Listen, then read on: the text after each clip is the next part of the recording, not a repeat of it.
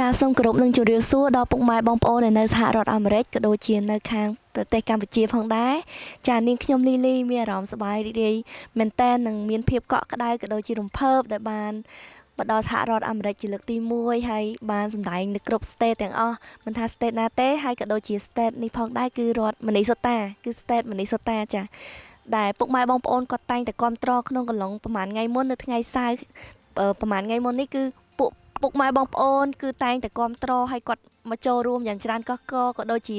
គ្រប់គ្រងនៅសិល្បៈខ្មែរផងដែរហើយពួកគាត់គឺសិតតែជាបងប្អូនខ្មែររបស់យើងចាដែលគាត់ដែលចូលរួមហើយគាត់ស្រឡាញ់សិល្បៈហើយគាត់តែងតែចូលរួមនៅ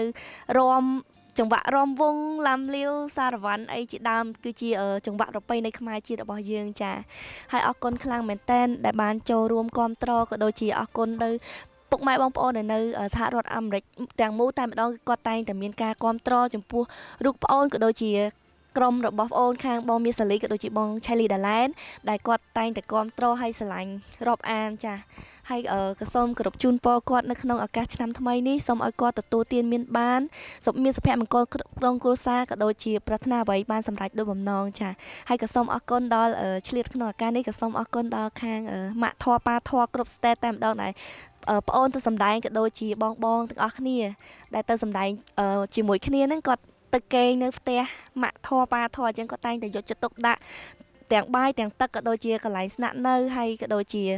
នាំពួកកូនដើរលេងពេលដែលអត់មានសូអញ្ចឹងថ្ងៃច័ន្ទរហូតដល់ថ្ងៃសុក្រគឺអត់សូវមានសូអញ្ចឹងគឺដើរលេងរហូតហើយក៏អរគុណខ្លាំងមែនតើដល់ម៉ាក់សុខាគាត់គឺជា sponsor ធំដែលផ្ដល់ឱកាសដល់រូបកូនជាលើកទី1ដែលបានមកដល់សហរដ្ឋអាមេរិកចាសូមអរគុណហើយក៏សូមគោរពជូនពរម៉ាក់ក៏ដូចជាលោកប៉ាកុំឲ្យមានឈឺថ្កាត់អីសូមឲ្យសុខភាពល្អសូមឲ្យសំណាងល្អប្រាថ្នាអ្វីបានដោយបំណងចាសូមអរគុណហើយក៏សូមផ្ដាំផ្ញើទៅខាងពុកម៉ែបងប្អូនដែលនៅខាងស្រុកខ្មែរទាំងអស់គ្នាចា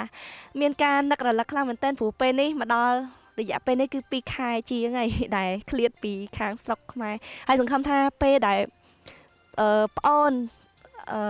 ធ្វើការចប់នឹងត្រឡប់ទៅស្រុកយើងវិញហើយក៏មិនអាចបំភ្លេចបាននៅទស្សនភាពអនុស្សាវរីយ៍នៅខាងសហរដ្ឋអាមេរិកផងដែរចាសសូមអរគុណខ្លាំងមែនទែនដូចជាអរគុណដល់ពុកម៉ែបងប្អូនដែលតែងតែគាំទ្រនៅសិល្បៈខ្មែរចាសសូមអរគុណខ្លាំងមែនទែនចាស